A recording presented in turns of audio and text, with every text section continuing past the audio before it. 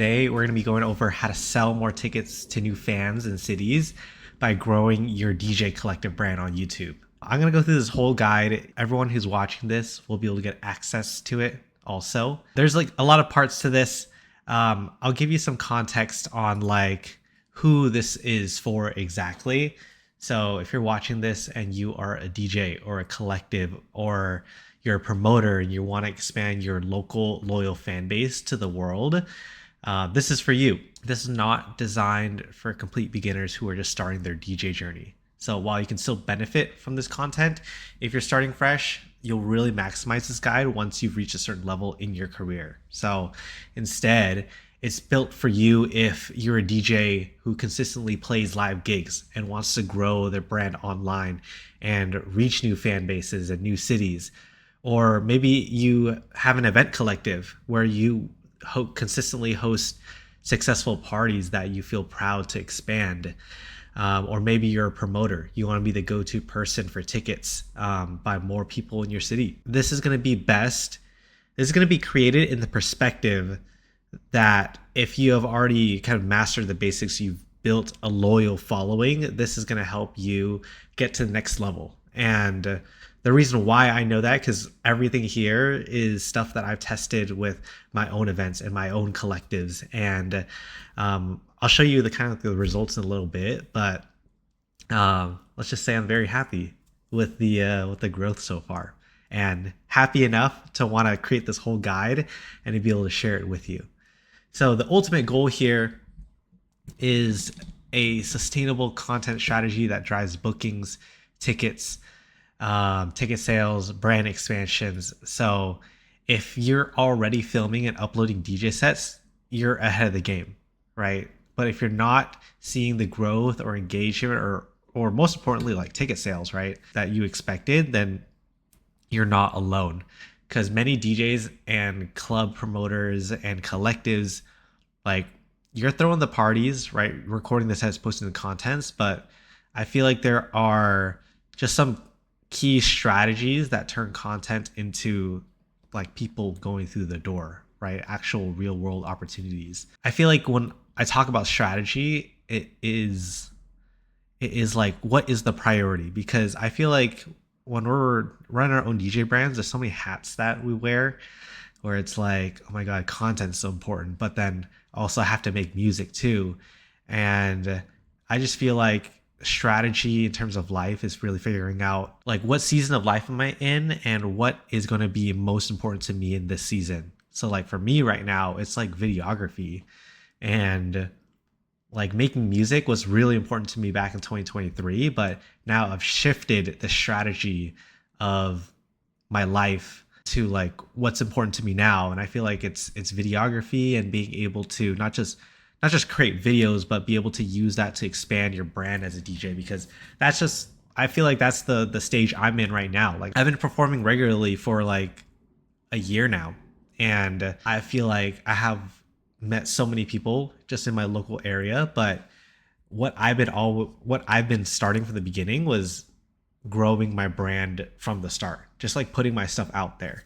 And doing that has opened up so many real world opportunities that I feel like this is like the way to be able to grow as a musician. Just to meet you where you might be at, here is why you might feel stuck. You're running great events, but your brand isn't expanding. So either, right, your parties are growing locally, but no one outside your city knows who you are. So right now, the only people who experience your event is if they show up in person, right? And that's a problem, because if the only way they know you or experience a set is if they have to buy a ticket or make the trip all the way out to the club to see you, you're only limited to who shows up in person, which is cool now when you have that like, when you have that scarcity marketing where it's like, oh, the only way you'll be able to experience our show is if you show up. But nowadays, like with social media and stuff, like there's so many ways to experience a set. And I feel like a lot of people feel like they'll be spoiling the sauce if they post their sets on YouTube. But I feel like it's the exact opposite. Like you'll get people to, when people rewatch your set multiple times before they see you in person, that, you know, that first time in person could be even more meaningful. It could mean they don't just come once, but they come every time you have a show. That's what I feel like the next level is. Maybe you rely too much on short-term promo that disappear, right? And I see this so much, and I feel like this is a product of me more so avoiding short-term promo because I feel like I'm not good at creating vertical content versus horizontal content. Stuff to create on YouTube feels more natural to me than on TikTok. But then I feel like we're in a day and age right now where like TikTok is the thing that you have to do, and we feel that pressure. But yeah, I figured out a way. I figured out a way to grow an audience without having to rely on TikTok. And it's awesome, and I can't wait to share it to you in this video. Lastly, here's like the last problem with this is that short form clips get views, but they don't build deep fan loyalty. If people only see a short clip of you instead of watching a full set, I feel like they're less likely to become real fans, or at least it's going to take them longer, right? And it's like getting to know somebody, but how much would you know somebody if you pass by them as a stranger, like you pass by someone versus actually sharing a meal with that new friend? It's kind of like that. So that's why I feel like growing on YouTube is the not just the faster strategy, but the more long-term one. Here's another problem that you might run into. You're posting DJ sets, but they aren't growing, right? And this is what I was kind of stuck in for a long time, but your views, like you'll know you're experiencing this when your views and subscribers aren't increasing as fast as you'd like, or big bookings and festival opportunities aren't coming in yet. I'm kind of in the middle of it too, where for the past couple of years, like I've put all of my DJ sets out there on YouTube. So if you actually go to my YouTube, I have over 80 DJ sets that I posted on YouTube, whether it be from my channel or another channel. I put it all in a playlist. A lot of those are like many different like genres because I play open format. Sometimes I play bass house sometimes, so that if somebody is following me, they're kind of seeing it all and they're getting a lot of quantity. But I feel like for me to get to the next level, I need to figure out what are the sets that I really want to curate for my audience online. And maybe getting to the next level is playing bigger shows so that I can have like an even bigger, higher production show in my YouTube. And then I can use that to leverage more festival opportunities or something like that. So that's just how I think about it right now. But if you're just starting out, don't be too picky about what you want to put out, because when you look back on all of that work, you're going to be like, wow, like look at all of this work. Like there's no way that somebody said I could be an overnight success. And you look at that and you have a lot of confidence in the work that you do, kind of like when you listen back to a track that you're really proud of. By having a habit of posting your things out there, you create that body of work where like you can get back that energy when you feel burnt out. All right, the last problem here. This one I don't have too much experience in, just because I haven't really done ads for my promotion. I've always done everything organic. But if you want to sell more tickets without spending more on promo, I think that's the last big problem that I feel like people get stuck in, because they're in this problem if you spend money on ads but they're not profitable enough, right? If you have to spend a bunch to like get a bunch of sales, or you have to create new ads for every event instead of letting the past shows work for you. It's kind of like when you have a new event, you're starting from scratch, or you're not leveraging bigger artists to grow your audience. With spending more on promo, that's something that I'd be kind of curious on, because I don't really know what the typical ROI is now when it comes to ads and getting a profit on that. But I know that like if it's a profitable ad, like you just have to spend more and you'll get more. So as long as it's above 1, right? If you're facing that problem, like any of these problems I mentioned, then this is the right guide for you. Because the goal of this guide isn't just to help you get more views on YouTube, but I want you to turn those views into real opportunities. As a DJ, I no longer feel like I need to chase promoters because I've built my platform, and the extensive collection of my DJ sets on my YouTube channel. Like I think I have actually 80. as of writing this, or as of like filming this. Like when you see all of that, it proves my ability to deliver great shows already, right? And this genuine confidence naturally comes through in my conversations, and that's what truly sells. So I feel like other promoters and booking agents, if they think like me, then they're going to be people that are drawn to DJs who can generate their own opportunities and bring their own audience, rather than depending on the venue to fill up the dance floor. A quick note is that while this guide is valuable, it won't magically make people just show up to your events. So the real goal with this whole guide is to stay omnipresent, so that when somebody does decide to go out, that you're the first event that they think of. I want you to walk away with a consistent video content strategy where you have a digital portfolio that gets you booked for bigger gigs, bigger festivals. I want you to see yourself having a long-term audience that follows your events, buys tickets, but also like a content system that works while you sleep. Because now, like I honestly, right now, the first thing I do when I wake up is like check YouTube studio stats, and not in like I care about the views or anything like that, but it's honestly like it's pretty addicting. It's a good kind of addicting. It's like when you get addicted to the gym, right? I feel like by the end of this guide, you'll know exactly how to film and record high quality DJ sets the same way that I'm currently doing. And some of the things in this guide actually, like, I've probably changed or probably added some more things. So I'll share my insights with you in this live stream. I'll also teach you how to optimize them for YouTube to attract an audience, and then also leverage your content to get more bookings, expand your brand, grow your events.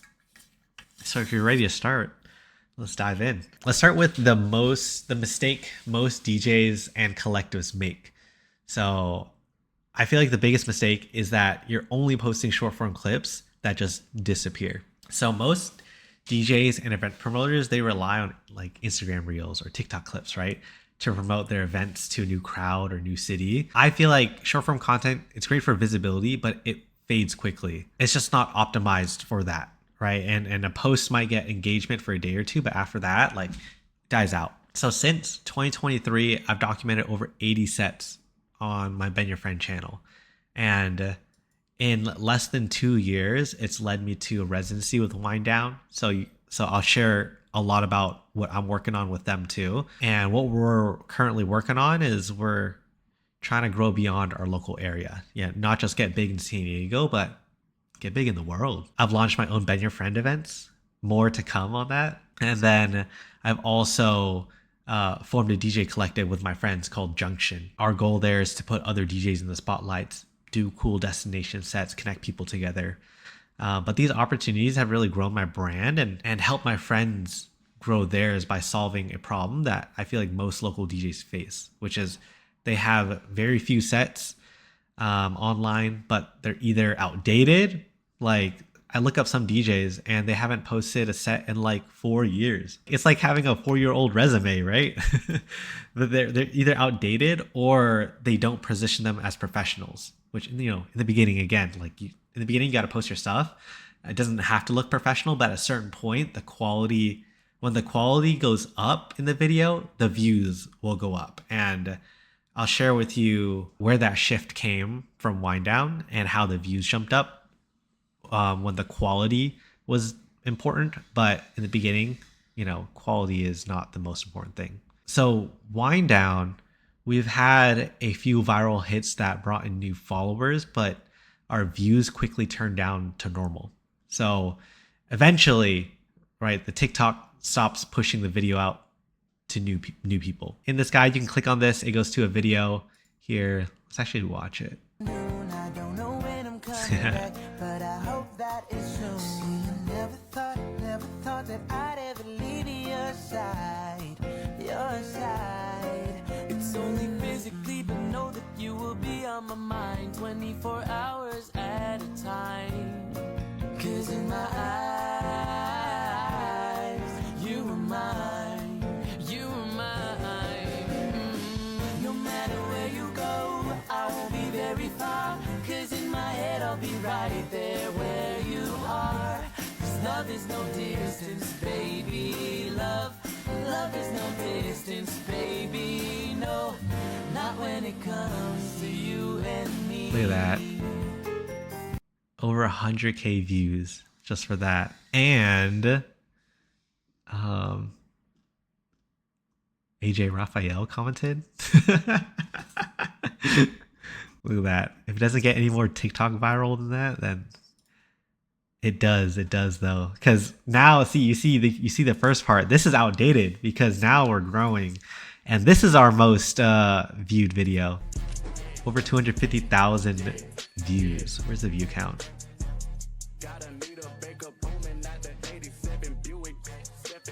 But that got us over 4,000 followers. It was a lot. It was crazy. But here's the problem with that.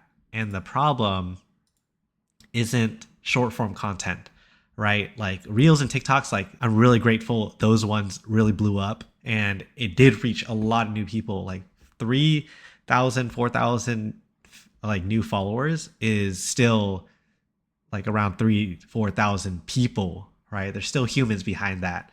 And they can reach new fans, but the real metric or the real issue is what we focus the metric on, because a lot of people chase the views, but I focus on watch time, because that's where the real trust is built, right? It's like a 1 hour set leaves a lasting impact, while a 90-second clip is easy to forget. And it's like the difference between watching a DJ's full set versus stage hopping at a festival.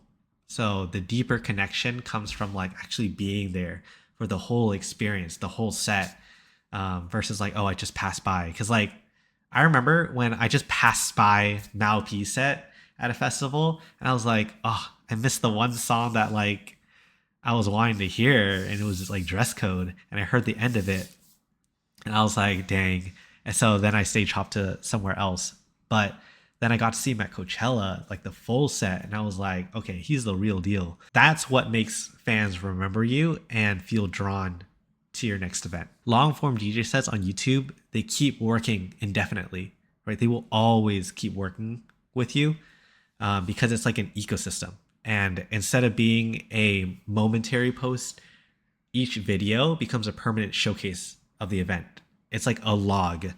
It's like a video log. It's like a vlog.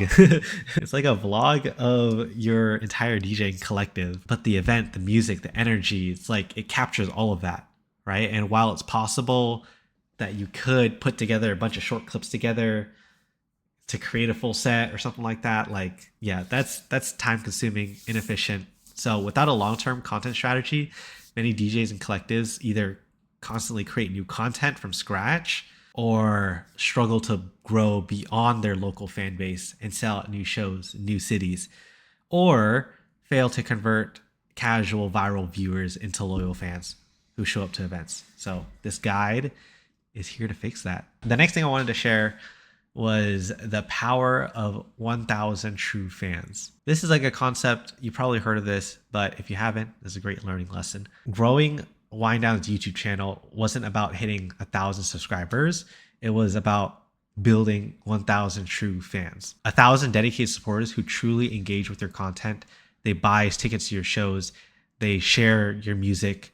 You do not need to have millions of followers to have a sustainable career. And I feel like the best example of this right now is like Knock 2. You literally see a show, you buy it. You see a new song, you stream it. You see a post, you like it. Like, he has obviously a lot of true fans, but because he's had that foundation from the beginning, that's how he's grown. And I feel like because we've hit that 1,000 true fans with Wind Down, we have created a foundation where people aren't just watching us for clout, but they watch us because they're actually connected to us. For DJs and event brands with strong local presence but little online reach, this is huge for them, right? Because right now your fans may only exist within your city, but YouTube gives you a way to expand beyond that.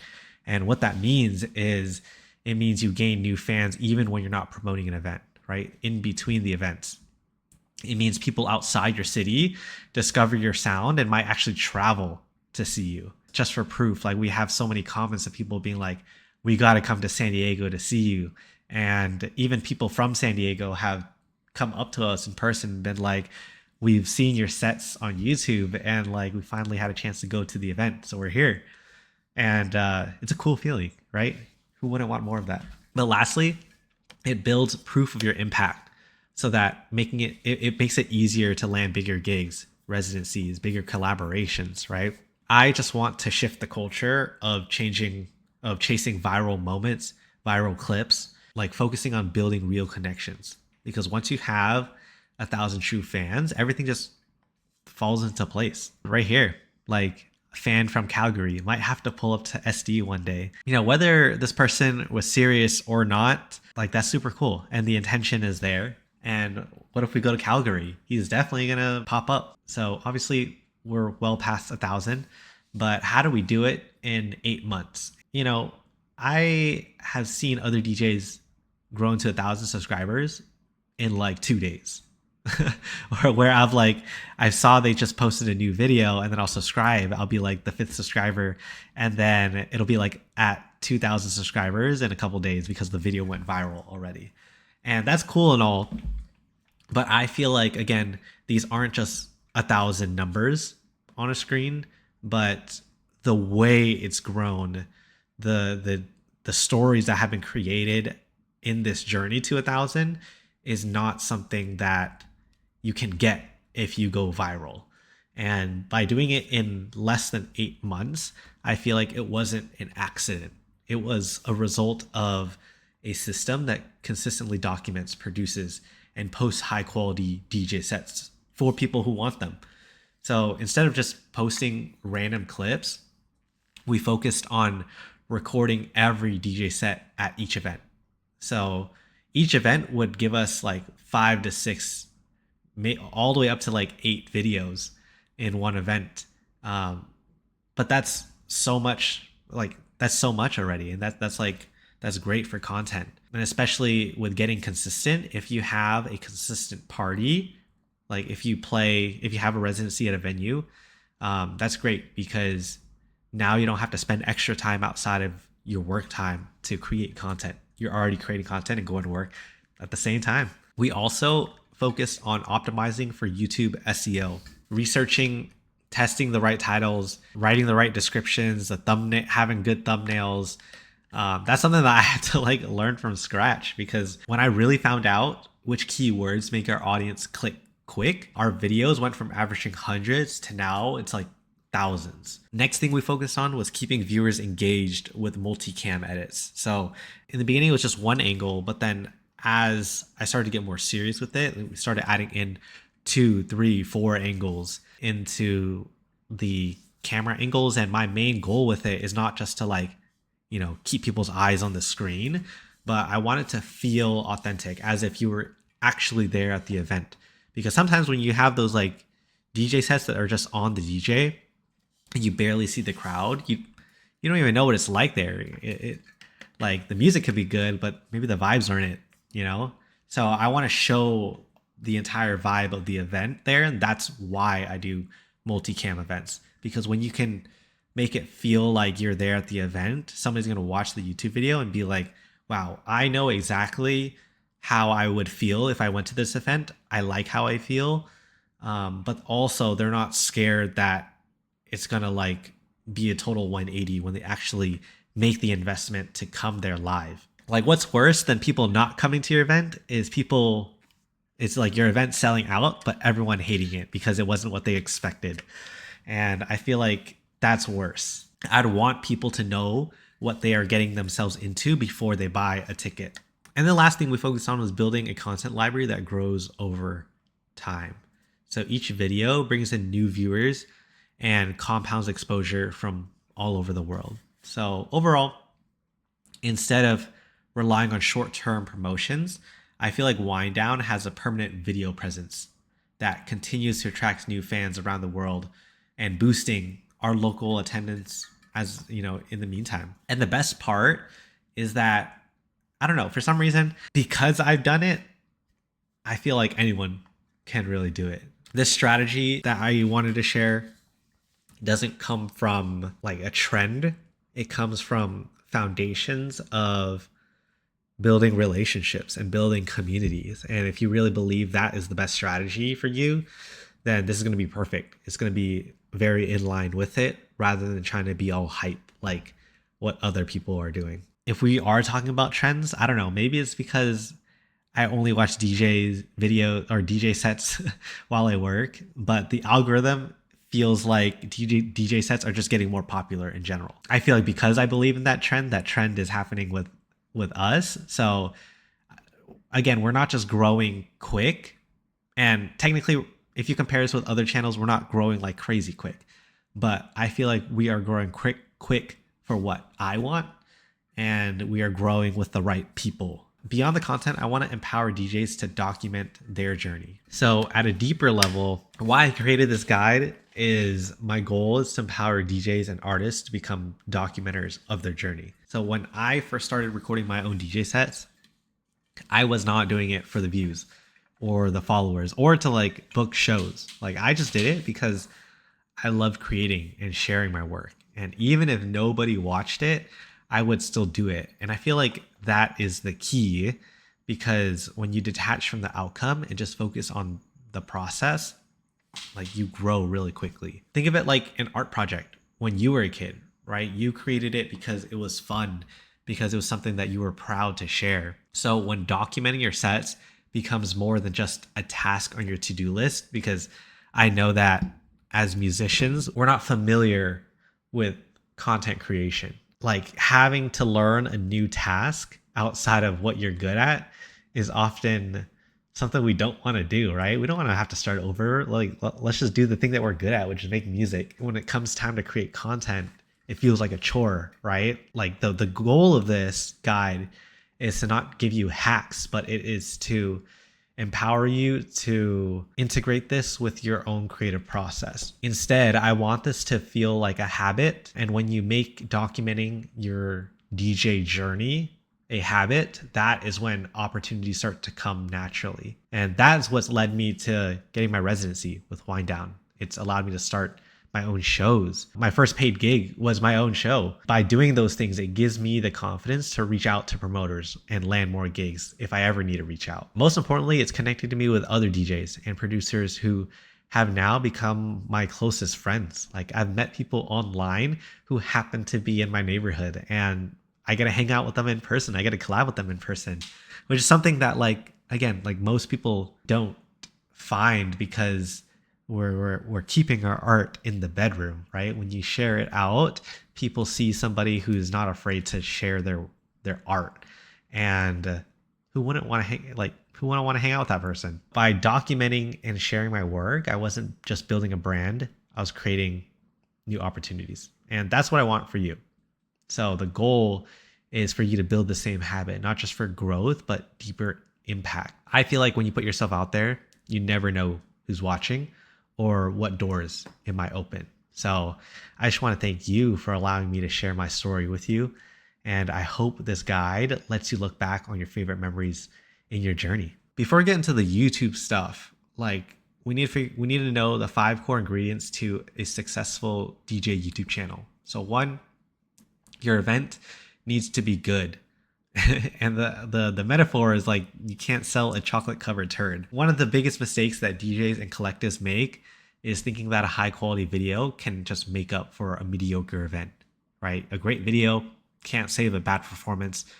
And it doesn't matter how well a DJ set is filmed, if the music selection is weak, if the energy is off, if the crowd isn't engaged, then the video is not going to perform well as if it did. Instead of focusing on trying to make the video hype, just focus on making the live event as engaging as possible, so that the footage naturally captures an experience that people want to relive. This is important too, because the end goal, again, is not to get views. I should probably put this warning out there, is that if you're trying to make money off a DJ channel, it's impossible, because you're always going to play other people's music. You're always going to get copyrighted. So unless you play only original music, then it's going to be pretty tough. The goal of this, again, is not to get views, but it's to build your brand and build your career, earn more money, and getting more demand for your events is going to help you sell more tickets, and more expensive tickets too, and provide an experience to your fans that they cannot find anywhere else. You know, there's lots of ways to make your event great. but I just want to make sure that your event is something that you feel proud to share. And some ways to do that is, how do you feel about the lineup? Do you feel like this is a lineup that will know how to read the crowd and create the energy? Again, you're not just a DJ because you curate the music, but you're also a curator when it comes to the lineup too, because you have to curate the vibes. How's it going to go? Who's the best DJ for what? If you're proud of the lineup, you're probably going to be proud of the event. Build a great atmosphere, right? Good lighting, sound quality. It doesn't have to be anything fancy. And that's why I keep it kind of general with this, because it really just depends on you, your own taste. If you're constantly following other people's advice because you feel like you have to, rather than genuinely agreeing, then yeah, you're not going to be proud to share that, and the video is not going to do good. And then lastly, capturing the moments that matter. If you capture those clippable moments, right, you're going to want to share those. That's the first ingredient. The second ingredient is consistency over one-off videos. So I like to batch content from every event. The mistake that I feel like collectives make is thinking that filming one event is what's going to make them go viral, and then they're going to have success off of that. But that's not how you grow on YouTube, because growing on YouTube is very similar to growing your brand in real life. The way that I've worked is that, like, I treat posting our videos as if we were performing in front of people live, because eyes are eyes. Right? It doesn't matter if they're actually there or not. Like, somebody seeing your event is what we want, because we just want to share our music with other people. So rather than just doing one video or just a few videos in our channel, I'd rather have consistent videos coming out. And that's why having a consistent party is really important too, because consistency is needed whether you have consistency in real life or not. Some DJ collectives might have their event videos every once in a while, but then they fill it up in between with like sets in their bedroom or something like that. Content that is created outside of your working time. So this is how you turn one event into multiple videos. You either film, you got to film every DJ set from wind down, right? One event gets us like 4 to 6 videos in that. And then from there, we take the sets, we break it into shorter versions. So we can use it for like a montage highlight reel, or we just do like a clip of it. We post consistently, right? And we post as often as we host events. Instead of treating content as an afterthought, I want you to think of every event as a chance to create a batch of videos that fuel your channel, right? Even if you're not going to post it right away. I have some videos from the Junction channel that are like backlogged right now, but we'll post it. We'll probably just like do a dump. And there's no wrong strategy with that, but this is just my experience of the way that we've gotten this growth is because we posted consistently. It makes somebody more likely to want to subscribe because they see an active channel, right? I wouldn't want to subscribe to a channel that posted 4 years ago. Third ingredient is authentic event documentation. So you got to make people want to attend their live. It's kind of like what I said before. Don't make your event look better than the actual event. Instead, your video should make local fans want to attend in person, capture that energy, right? And feel what it actually feels like to be there live. If you want to make sure your video comes off authentic, make sure you're capturing the crowd reaction shots. Sometimes I like to put a little bit of ambient sound from the event just to hear a little bit, because sometimes the DJ will turn off the volume when we're singing. But then if we don't have the crowd noise, just silent, right? So when you're watching, it doesn't actually feel like you're there. I want it to feel like you're there. And then also shooting in multicam. So again, this is why this is not for beginners, or it's not designed for beginners, because this is advice that I would not give you if you were just starting out. I would just say, get your phone, make sure you have a ton of storage, and like film it, record it on Rekordbox, put it together, and just have one angle, because putting it out is better than not putting it out. But at a certain point, you got to give the full experience of what it is. And if the full experience of your event is just a camera to the DJ who's looking away from the crowd and it's just in a bedroom, then cool. You probably only need one camera. But we have big events. So if you're watching this, you probably have big events where it's not just about the DJ, but it's about being in the crowd. It's about the bar area. Maybe you have vendors and there's food. I want to show all of it so that when people watch it, they want to experience it live. The fourth ingredient is that the audio quality is more important than the video quality. A video with perfect visuals and terrible audio is unwatchable, but a video with decent visuals and sounds amazing can still be great, right? I feel like right now, like most people who are watching this, you're probably on laptop and you're probably on Rekordbox or Serato or Tractor, but they all have a recording feature. So just make it a habit to record, because that's the number one mistake that every DJ has made. And it's like, oh my God, I forgot to record, right? And now the whole video is chalk. So you can't have that happen. And I have this like innate habit now just in my brain where it's like, if one of my DJ friends is about to play, like I will just have this habit to like check if they're recording. And if they're not recording, then record. I actually use this right here, the alternative method. And I have I'll show it to you later, but I have an external recorder that plugs into the mixer so that if I'm playing on CDJs, like you can't record on CDJs, this external recorder, oh, I literally have it right here. This Tascam. I'll talk about it later. And then the last resort, again, if you're in the beginning, just use the audio from the external microphone of your camera. If it's clipping and it's distorted everywhere, don't even post it. Common audio mistakes to avoid: clipping and distortion, right? If the signal is too loud on Rekordbox or on the mixer, it's going to distort the audio. You cannot fix that. You know, forgetting to sync the audio, right? Sometimes I forget to sync the audio on like a certain part, and it just starts to feel unnatural. So the last ingredient is be a scientist. Every event is a chance to refine your setup. So you have to be okay with your first DJ sets not being perfect. Every event is a new opportunity to test new angles, improve your setup, refine the way that you capture performances. Like I feel like I've had really low quality sets that have gotten a lot of views because we've had the foundations. Like the vibe is great, the music selection is great. It's almost like found footage, right? You don't expect found footage to be super high quality. You expect it to be a little imperfect, and it feels more real because of that. So that's the advantage of like the beginner method, or when you're starting from the beginning. But every event is a way to improve my setup. Even when I like mess up on an angle, I don't get hung up on it.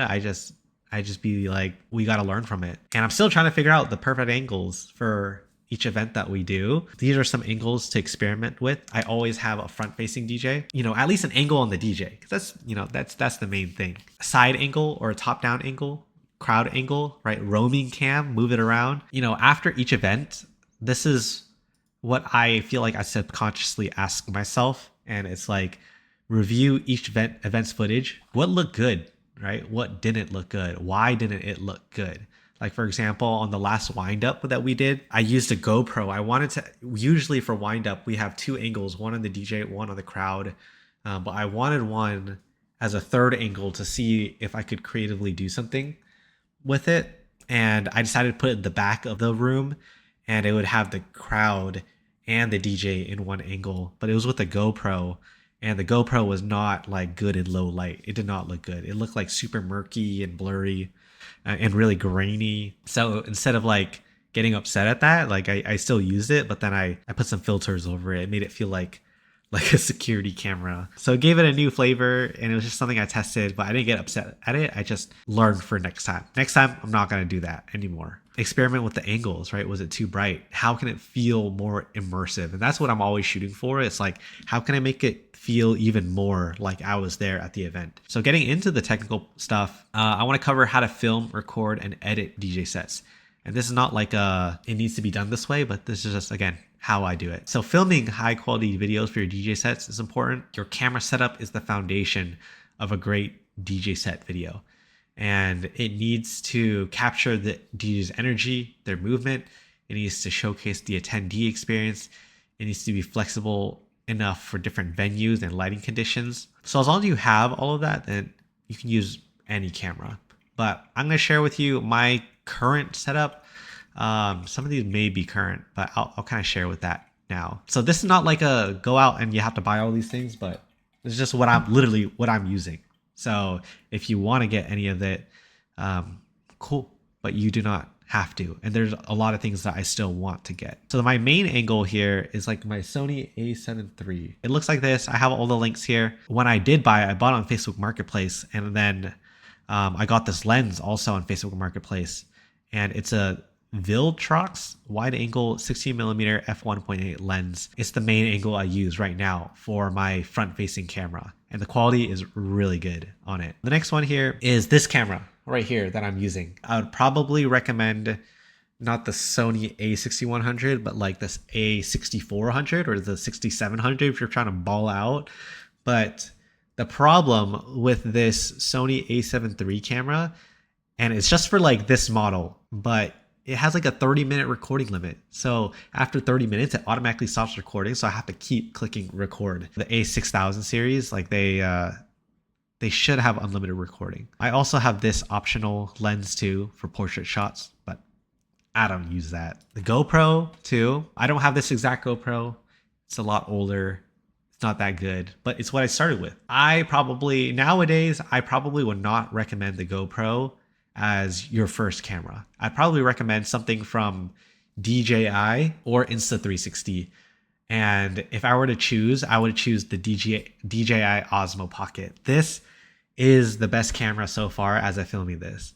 And I really like it only if you're doing videography. But this one is great with like low light. And that's great for us as like DJs and people who do night events. I've seen people do festival filming with just Osmo and it's such a great camera. It looks great. But right now, I think it's been more expensive because of the tariffs. Boo. I also use the Insta360 camera. It's cool. Let's just say it's cool. You'll definitely stand out of the crowd with these angles, but the program sucks. Either that or my computer is not like strong enough, which could be the case. I hate having to edit in the Insta360 Studio first, and then I gotta export that, and then I gotta put that into DaVinci. And the video quality is not like amazing, because in order for it to be amazing, you have to record it in like 8K footage. This is not good for low light. SD cards, hard drives. Here are some suggestions. I bought these ones. It's like a pack for $256. If you are going to be filming events that are more than 4 hours long, I would probably recommend something bigger than $256. I'd honestly recommend, if you were to shell out, just have like a 1 terabyte SD card for every camera that you're going to have, just so you don't have to worry about storage. I don't know if we use these ones, but we use something like this for wind down. And we had one set where we did not have any light on the DJ, and it was just pitch black, and all you could see was the sign behind us like lighting up. So it did not look good. And after that, we bought these, and it drastically improved the quality of our videos. Lastly, batteries and cables. For this camera, I don't use the battery that you can take out. I use a plug-in battery, and that's helpful because it's going to keep my camera on at all times. And I've never really had a problem with it overheating with this battery. Make sure you buy a battery for the camera you're using. But again, the reason why I like the DJI Osmo Pocket and even like the 360 camera, the ones that just need a USB-C cable, those are like really easy to use. So each angle needs to have intention, or else putting multiple angles of like 3 angles on the DJ, it just becomes repetitive. I'd rather you just keep it simple and make sure that each angle has a purpose. That's why I do multicam angles, right? It keeps it visually engaging and immersive. So here is an example on like how the placement of your angles will change how it feels. Like right now we have a wide angle shot in front of the DJ, kind of like this example right here. I feel like it creates a more intimate experience for the viewer. You could have a secondary side angle that lets the DJ perform, like right here. This is what we used to do because the lens that we had at the time was not wide enough for the camera to be in front. So we had to do it from the side, which is just a different type of feel. And it's not like there's nothing wrong with it. We still had videos that did well with the side view, but it's going to feel like an observer, right? Like the viewer is going to feel like an observer versus a participant. Crowd cam also ensures the audience's energy is captured, and you can have roaming cams. If you click here, it skips to its part in this video. So you can see we use multiple angles here. Roaming camera.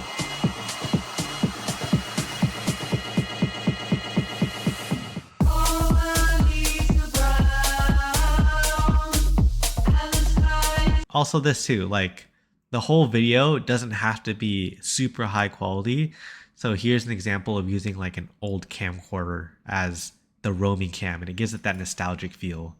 Right,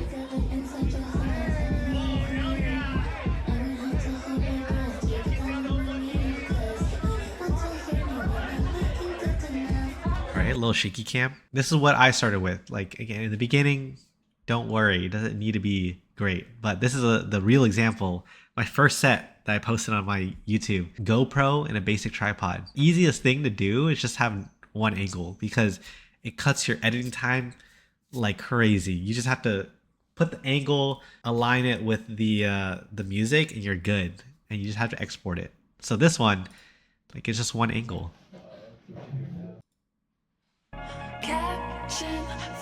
Right, and it came because before I didn't have a habit of like filming. I don't remember if it was like I didn't have my GoPro or I just didn't think of it at the time, but I did have a habit of recording my sets and I would just post the audio. But then I wanted, I didn't want just the audio anymore, but I wanted the visual too.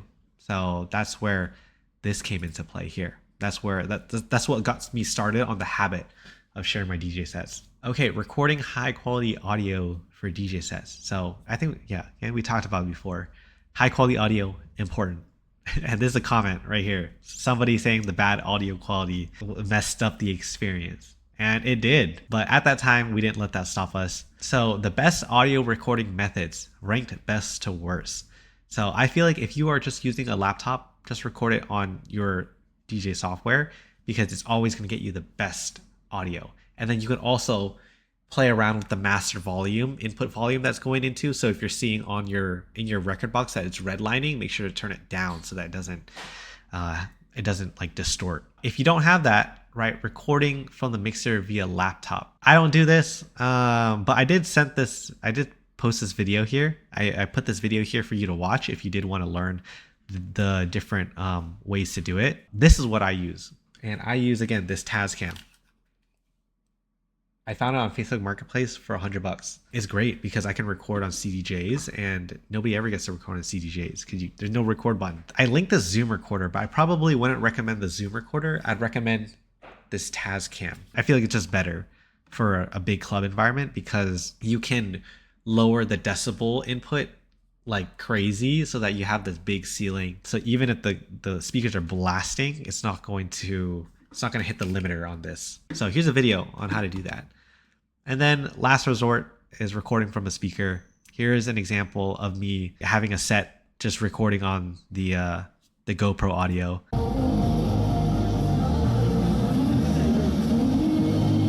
It's not great, right? And then you can hear us talking too. And then here's also another example. This was a really great set, but as you hear, the audio was like terrible. So it didn't do that well. Yeah, distorted. Okay, next part here is editing. So now that we know how to capture it, editing is important because this is how you're going to be able to capture the live event's energy in a YouTube video. I have an entire walkthrough here that you can watch because it's something that'll take a long time just to be able to talk about. But you can watch this video. This will cover I think all of these steps, and it'll show you what I do with DaVinci. So you can take a look at that. But pretty much what I do is I input the footage, I sync the audio, I make sure I color grade, I create the multicam cuts, and then from there I make sure I export it properly. I always export the highest quality possible.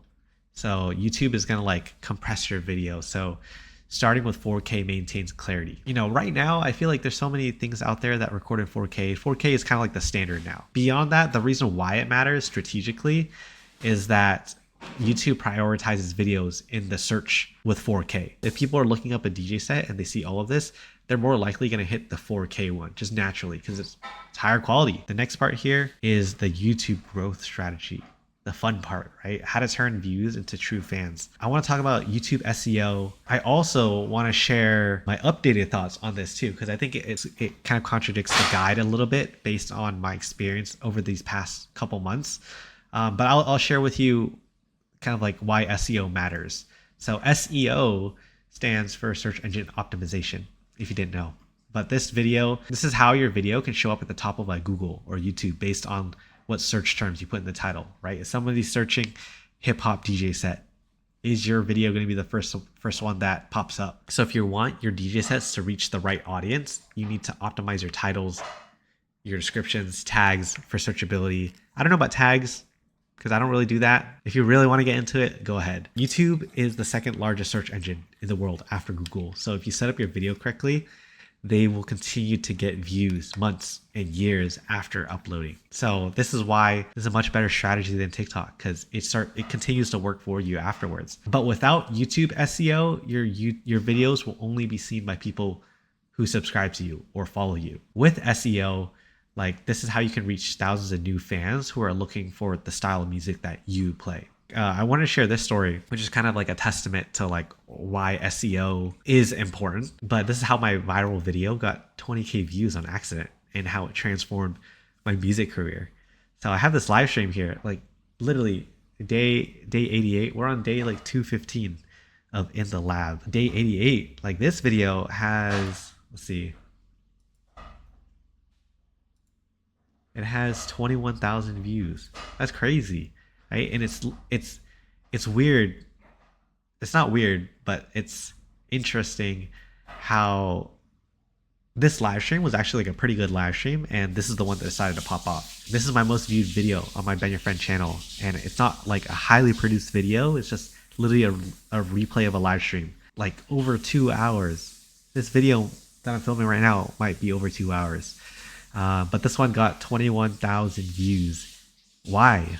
For a 2-hour live stream, I know nobody watched the whole thing. But the reason it took off was because of the title, right? Like Knock 2, ISOXO. That's what made people click. And the first 30 seconds kept them watching, because if you actually watch the first 30 seconds,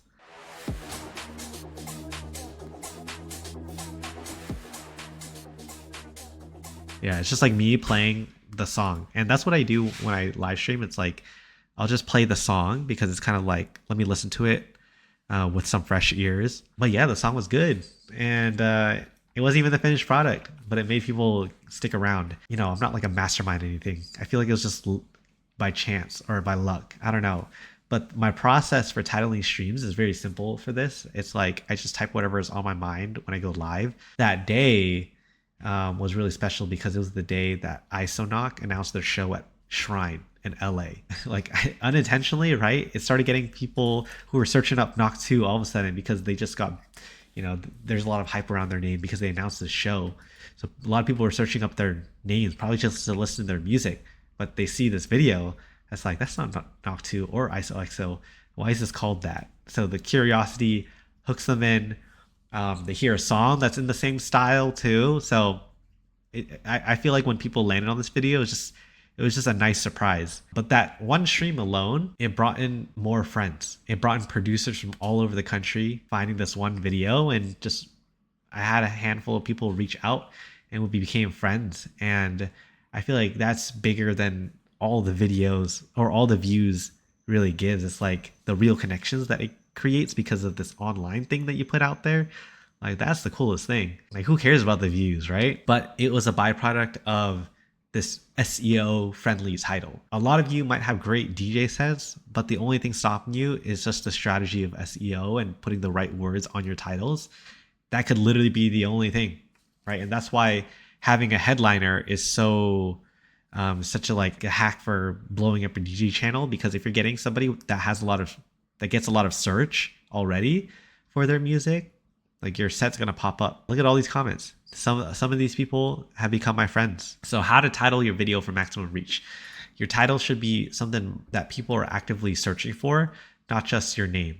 So this is what I used to do. I used to just do this. This is great if you want to build a name for yourself as an artist and people know about you already, right? Like, you can do this, but just, again, you can do anything you want, but just don't expect it to do as well as if you did something like this. The point of the title is for the audience to get a preview on what the vibe, what they can expect by actually clicking on it, right? Like, when I'm looking at a video, again, what's worse than not clicking on the video is somebody clicking on your video and then clicking the dislike button because it wasn't what they expected. So you have to give people what they expect in the title. You could do it very cut and clear. Like, you just literally put the genre of music that they will hear, or you could do it out of curiosity and have like a more clickbaity, or not clickbaity, but like, yeah, more curiosity driven hook.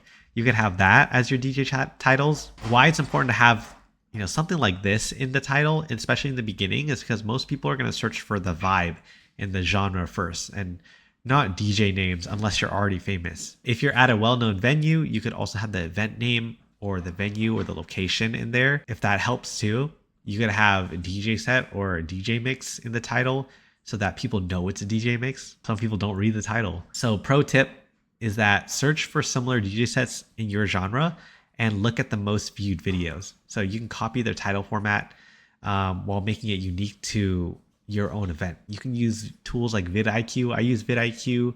It's like a free browser extension. I'll also show you, I think this would be a good time to actually look at the analytics. You can see how viewers are finding your videos through the browse features or suggested videos right here. What your audience watches. You can literally see what your audience watches. If they're watching this and they see a title similar and a vibe similar, they're probably going to click it because they're going to be like, oh, that's for me. And you can see the DJs that are suggesting your content. If you have them as a headliner, then you're probably going to attract the same community, same audience also in person.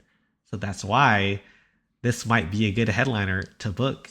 Wink, wink. How to write descriptions that help your video rank. Like I could kind of care less about what's in the description. I just feel like, if there's a chance that your video could pop up to more places because of your description, then cool. If you feel like the description is irrelevant, then you can go about your life like that as well. But I at least want to link the DJ sets or the DJs with their socials, to credit them. I love to include the track list also. Here's an example of how I format the timestamps or the track list and the timestamps. What's cool about YouTube is that when you put in the track list, it will help with searchability. I've had people search up, like, let's just say people searched up, yeah. If they search up that song, like this video might actually pop up, which is super cool. But it also helps people stay on the set longer because they can skip to the parts that they actually like. Not having the track list and making people have to randomly skip through the set to find a part that they like, it's just gonna make them frustrated and want to leave the video, which is not good. So the thumbnails, this is like one of the biggest reasons why the views are so high and so consistent, is because we have created almost like a thumbnail theme for Wind Down. Your thumbnail can almost look like anything. I feel like there's so much creative behind creating a thumbnail that actually works, because everything really works. I've seen DJ thumbnails that are just a screen grab from the set, or I've had one that's like that looks super edited that also works too. What I think is more important for you to focus on is not making a thumbnail that is like Mr. Beast style type of thumbnail that gets people instantly clicking. But I feel like the reason why like Mr. Beast has worked is because his thumbnails have a style to it, and it's like a visual brand for your Instagram. There needs to be a visual brand for your YouTube also. What's more important than finding the perfect thumbnail for you is finding a thumbnail and actually sticking with it and getting people used to seeing the thumbnail and then associating that with you. So for example, right here, you can see that in the beginning, we started off with this font, right? And it's just a Canva font that I did.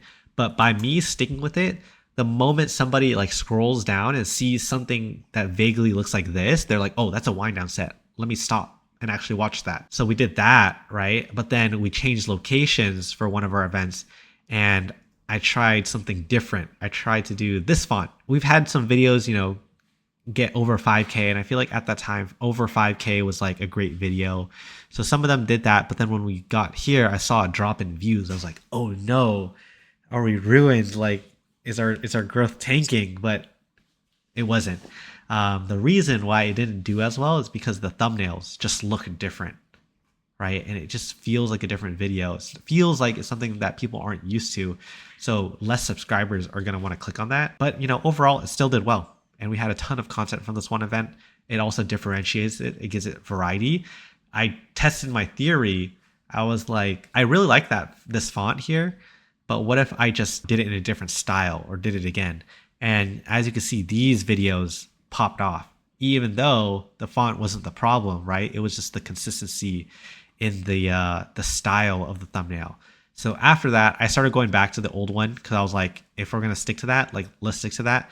And then I changed it again, and look at that. Like because the background's different and because the font is slightly different too, you just gotta expect the views to not look the same because you're changing so many variables. Here, for example, we changed it to this font again, and then I think for this time at Rhythm and Brews, I'm just going to use the same font. So I'm just going to keep the same font because I know it works. That's what you have to figure out too. Like what's going to work for you in terms of I like creating this thumbnail, but also it's going to grab people's attention and it's going to get people to get hooked with a style that you have. But overall, the thumbnail should match the vibe and the energy of the music. How I choose thumbnail shots is I like to either do an action shot. So as you can see, a lot of them have movement in there. It's either movement or emotion. So they're either moving something, there's movement here in the back. It looks like we're dancing, so it looks like a good time rather than somebody standing there looking like they're DJing. Because you know that's probably like 90% of the video anyway. It's just them like looking at their Serato screen. This one got a lot of views. I don't know. It's because of it might be because of the thumbnail, right? People are like, why is he reacting like that, right? I gotta click, I gotta see. But Golden Age Hip Hop, like that's my music. So they instantly click. I like to use a screen grab from the actual set. Some people will use a picture, right? A photographed picture and use that as the thumbnail, which I don't have any qualms with that. Like that's really cool if the picture looks great. But I just like to use a screen grab because it's quick and easy, but also this is what you can expect to see in the video, right? It's like it's this angle, so they're more likely going to stay knowing that they can expect that. I use Canva. I love Canva. I'm a Canva merchant. This is kind of like the evolution of my thumbnails. So I went from this in the beginning in like July 2024. This is like one of the first thumbnails where it had the wind down logo, it had my name, it had the location, San Diego, and the venue, but I felt like it just had irrelevant information. This might be good if I was like a festival touring headliner and people were watching the set because of me. But now I've really simplified it. I just put the title in the thumbnail, and some people might say there's a better way to do that, but it's worked for me. Again, the main goal is for you to get people to know what to expect by clicking your video so they feel safe clicking your video. You can split test thumbnails. This one, I tested out 2 thumbnails. This one with his facing DJ Sparky, and then this one as a back angle where it's like him in action with his hands up and you see the massive crowd there. And apparently that did well. The way that YouTube tests the thumbnails is they don't test for click-through rate. They optimize for watch time. Great thumbnails don't just get viewers to click, they get viewers to understand what the video is about so they can make informed decisions on wow, like look at that, everything I said. Split testing thumbnails, that's why it's important to be a scientist. What to test in your thumbnails, right? It's like, okay, cool, I can test, but what do I actually test? Test having a text in there and then no text, right? Does adding the genre-based text boost clicks? That's something you have to test with your channel. Close-up shot or a wide shot, right? Dark colors, bright colors. I would say, honestly, like the brighter the color is better, or at least something that is eye-capturing. It's always going to do better as a thumbnail. The most important thing is not the views, it's not the clicks, but it's the retention, it's the watch time. This is why retention matters more than views on YouTube. It's because YouTube rewards that. And this is why some DJ sets blow up while others flop. They don't want YouTubers to reward people who like clickbait and like put it in a boring video, right? Because then people will just blame it on YouTube. Like, why are you letting people post videos like this? So if people watch the first 30 seconds and then click it away, like YouTube will actually recommend your video less. This is how you keep viewers watching your DJ sets. I feel like the foundation of this is like, think about it how you do it live, right? How do you get somebody to pass by the bar, stop because the music is good, and actually stay there, right? How do you actually do that? Make sure the event is good. How you capture that though is show multiple angles within the first 30 seconds. You can see like the first thing you see is multiple angles. It's like, wow, I'm like starting a movie right now. So it feels like that. And then in YouTube, you can actually see your retention, right? This one, 85% of viewers are still watching around the 30-second mark, which is above typical. Aim for a balance between total watch time and retention after 30 seconds. So it won't directly determine your success, but it is a useful metric, right? If somebody is staying, if more people are staying in the first 30 seconds, it's a good sign that your opening song is really good, or the opening song matches the vibe of the title really well. But it's also more likely that somebody will stick around and watch the whole set. That is the reason why watch time is important. I can go on and on about that. Next thing is monetizing and conversion. So how do we actually like build our brand and like build our career with it?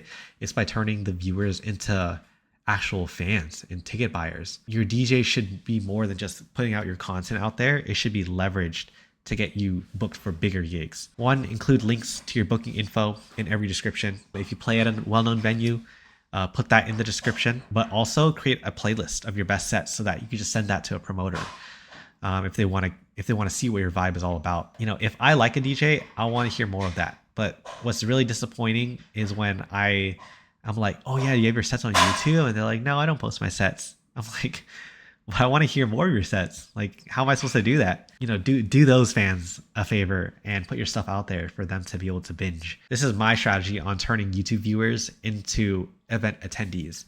So if you run events, your DJ sets on YouTube should help sell more tickets and build a loyal local audience. So what you could do, this is something I should probably do better at, but like you can pin a comment with the details for your next event. I usually just have it in the description so people know where to find it there anyway. Like people are smart enough to look in the description if they want to find some way to go deeper. You can also use clips from your YouTube videos in your Instagram and TikTok content also. Pro tip is that if you start to expand your fan base to a new city, you can use like the comments of people being like, if I lived in San Diego, I'd definitely come to the event. You can use those comments as social proof to book a gig there. Be like, hey, there's a lot of demand here from people doing it online. Like, let's see if people put their money where their mouth is. The way that I like to do it is with collaborations. I love collaborations, and collaborations are important because this is how we build community, but then also strategic collaboration is even more important. You want to leverage bigger artists to grow the YouTube channel, but doing so not as your main strategy, but as like sprints and like a little bit of a boost. The reason why we were able to grow to 1,000 subscribers in less than 8 months was not just because of our videos, or not just because we posted consistently, but it's because we got like a momentum boost with our channel that allowed us to find the right audience. And it came from a set that we did in a collaboration that we did with DJ Sparky. So if you don't know DJ Sparky, he's from the Bay. Before we hit consistent momentum, like we had a video with DJ Sparky and it really blew up. And the reason it blew up is because he already had a big audience. He's known for his hip hop R&B blends, which is perfect for like our crowd. So if you haven't seen this set, it has like over 1 million views. When we did a collaboration with him, his DJ set eventually brought in over 20K views. And we did another one this year, right? This video is just about to pass it. I think the old one, the one last year, had 25,000. This one has 23,000. So this one is definitely going to pass it. This was like the momentum shift that we needed because it brought in a surge of new subscribers from, you know, the Bay Area to our channel. And it also was a win-win because it strengthened his fan base in San Diego too. So we got momentum. Even writing this, like back then when I made this guide, we were averaging like 0 to 1 subscribers like a day to like 400 subscribers a month. And I feel like now we're about 1.7K. So almost like 2,000 subscribers a month now. So you can see how much it's compound and how fast it's grown. But if it wasn't for that video, we would have still reached 1,000 subscribers, no doubt. We would have just grown slower. So the collaborations is what can speed along your process. Having the right headliner too was good because one, he had a lot of search terms, like people were actually searching up DJ Sparky and listening to his sets. So that was important, but then also his vibe, but also his community aligned with ours. And that's why it worked. That's why you can't just like have a big headliner DJ and expect that to be the main strategy, because if you're just relying on big headliners, you're gonna have to pay them a lot. You got to make sure that their audience aligns with yours, because not only are you introducing your fan base to this new artist, but you're introducing that artist's fan base to your party now. So you want to make sure you help them find a new home. As you can see, it did really well. You know, this is my way of collaborating with bigger artists for YouTube growth. One, book DJs with similar and existing fan bases. The way that we book guest DJs is we will prioritize people who support our events, right? If you are a part of our community, then we will support you. That's why we did Wind Down Summer Bash with DJ Sparky for the second year, because we really believe in the community that we're building together. So again, why this works, you borrow the credibility, your channel reaches thousands of new viewers, wow, and it speeds up YouTube exponentially. So if you're actually serious about this though, like you should be collaborating with other DJs, whether you are growing a brand online or not. Like it's just, that's something you should be doing. It's good to do that. Collaborating will always help you create things that are bigger than what you could create by yourself. And if you really want to create great art, like you can't do it alone. You know, I know I always say like long-term growth is better than viral growth, but you know, a viral video doesn't hurt every once in a while. So the next thing here, event documentation, branding. This one is all about capturing the live energy of the event. A great DJ set isn't just about filming, it's about recreating the energy of the live experience so that viewers feel like they're there. When it's done right though, your content won't just showcase your event, it'll make people want to show up next time. So a good DJ set video should make people feel like they're a part of the crowd. It should showcase the event's vibe, but also I feel like a good video balances DJ performance with audience engagement, right? You don't want to be looking at the audience's face the entire time because that's kind of awkward, but you also don't just want to look at the DJ looking down at the controller trying to figure out how to transition, right? That's not that interesting also. So I always cut to whatever angle is the most interesting part. So making the event feel authentic in your videos, there's a fine line between polished event documentation and like overproduced promo videos that feel fake. Just make sure that your video doesn't feel staged. Like you could tell through a video. So how to keep your content authentic is to just let the DJ, let the crowd act naturally. Don't have the groupies who are just there in front of the camera. Capture real moments, right? Sing-alongs, dance. If people are dancing, grab the camera and film that. But don't overuse effects. Keep them immersed in the videos. If you are going to use effects, ask yourself, does it enhance the vibe or does it distract from it? Positioning DJs and promoters for growth now. So this is how we actually leverage the sets to get more gigs. It's about creating that body of work so that if somebody's meeting you for the first time, they don't see you as a beginner just because you have no content online. If somebody lands on your profile and all they see is the years of work that you put in, they can't help but know that you're a professional. It's impossible to refute that because you've shown how much time you put into it. That's what a strong YouTube portfolio is. Instead of sending promoters a SoundCloud link, send them the whole video so that they not only know your sound selection, but then they see your energy too. They see how you interact with the crowd. That's what promoters are really looking for. They're not looking for a great DJ. They're looking for an entertainer, like somebody that can entertain the crowd with great music. You know, if you're a promoter, these are ways that you can use the DJ sets to sell more tickets too. You can use that footage for the promo for the next one. I haven't seen this going around that much, but if you're a promoter, like you should try to film the DJs, try to get permission to film the DJ sets that you promote for. Maybe if you're hosting your own parties or something like that, and film that as like your promoter DJ channel. So it's almost like this is the curation of the DJ sets that I promote for. If you promote for DJs that people want to go to and people know you as like, oh, you got to know this person because he can get you in tickets for these really cool DJs, and that could be a strategy too. Obviously, you can't do that with like John Summit, but if you're just starting locally and you want to break out into new cities, this is the way. Like you're somebody that knows great local talent. That's a promoter that I would want to follow. But what I do a lot is I repurpose them into short form content. And this is why I kill two birds with one stone, because I save time not having to go out to the park and film a TikTok promoting my new event, because I could just use the authentic content from the set. The set feels like when I watch it, I'm there. Then the short is going to feel like that also. I could probably do another video going more in depth on like the editing of it, but how to create short form clips from the DJ sets. Take the time to cut out the best moments And yes, that will require you to watch through the whole set, especially if you're just doing one angle. It may be tempting just to like sync the audio and then export it and then be done with it. But if you really want to create this ecosystem, again, this is not just a YouTube strategy, but it's like a branding and social media strategy.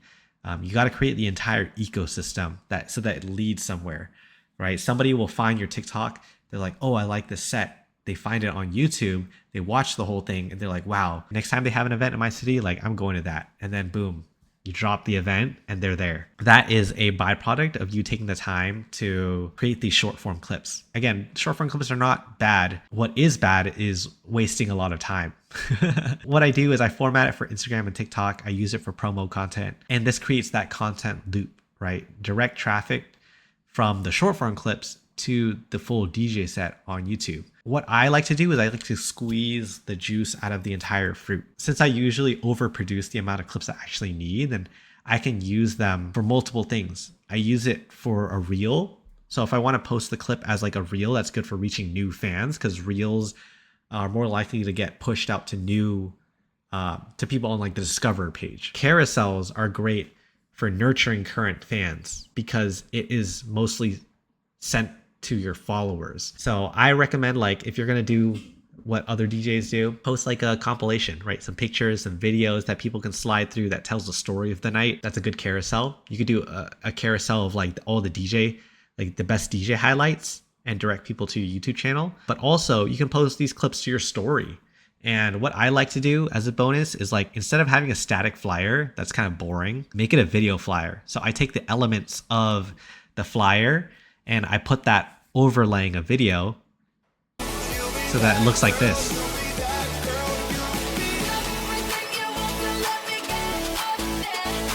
Isn't that cool? Like, on the story, you still get all the details on the flyer. This will help you get more people to show up because they can preview the vibe before they show up. And that's the key thing. If they know what to expect from the party, they're more likely to show up if they know it's their vibe or not. Number 6 here is implementation and next steps. So by now you've learned how to do everything, but the information alone isn't enough. And what matters is taking action. It's actually doing it. I always say the DJs who grow the fastest, they don't have to be the most skilled. I am not the most skilled, but I am somebody who consistently documents my work and shares it with the right audience. So this is why documenting each DJ set matters. It's like, again, you're building your portfolio. Think of each set as like a digital business card. I always feel like the more stuff that you put out there, the more likely you will get opportunities. And it's like fishing.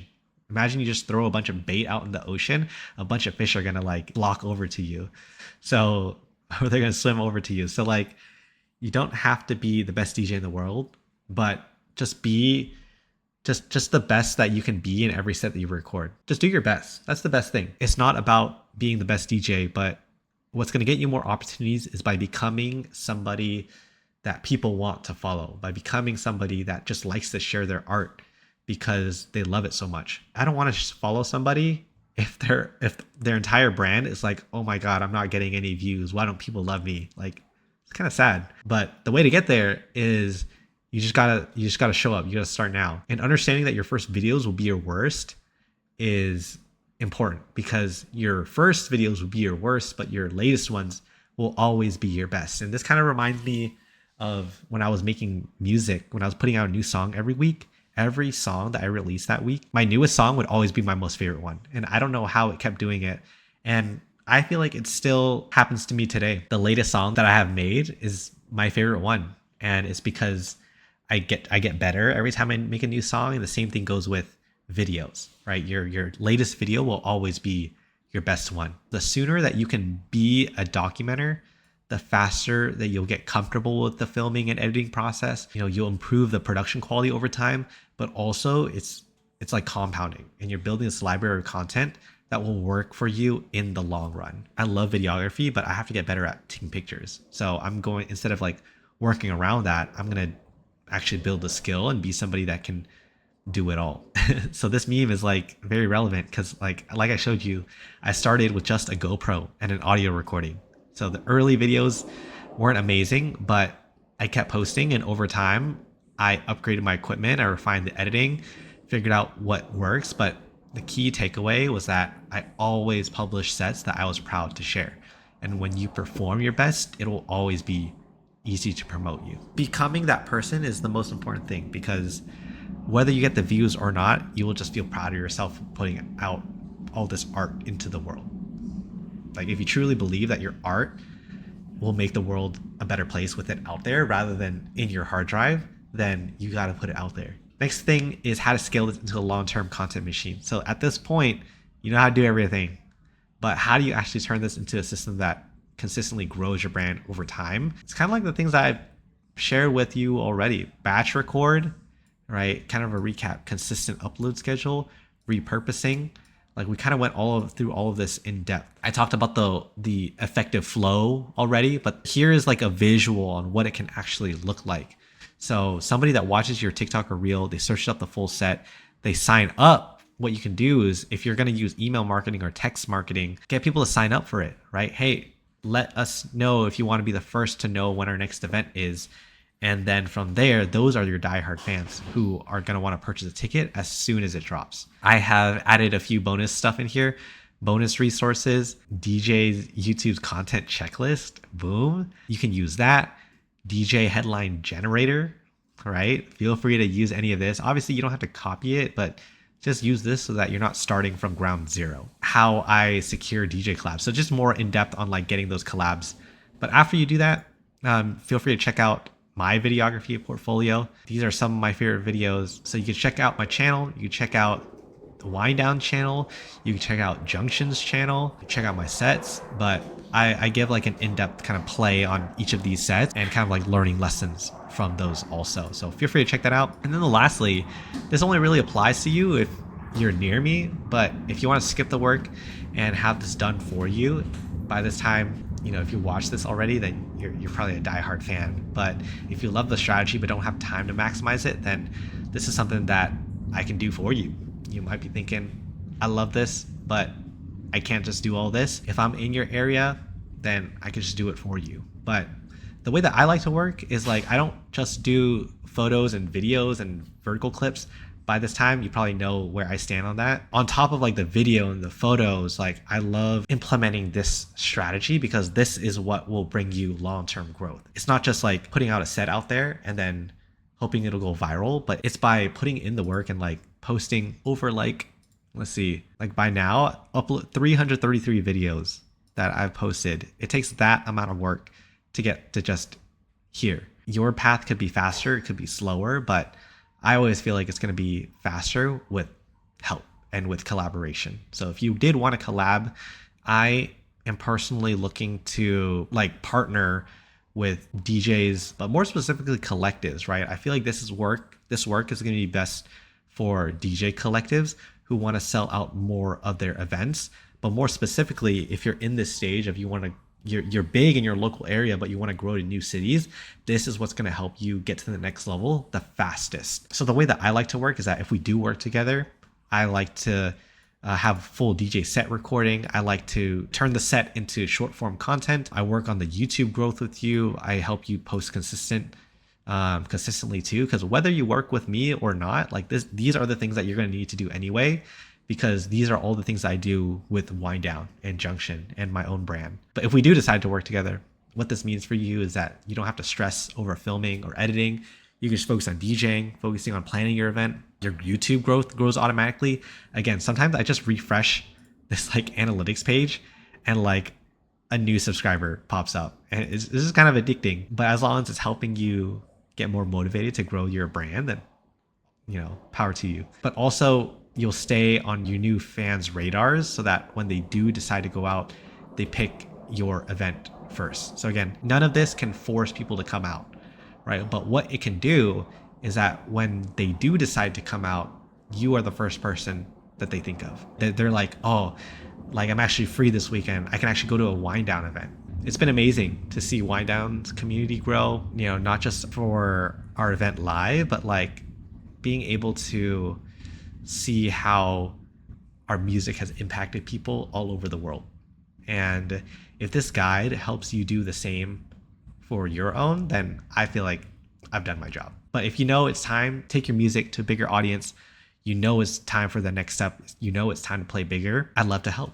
So you can click this here to DM me. Just DM me if you want some help. But I'm here to help those who want to be helped.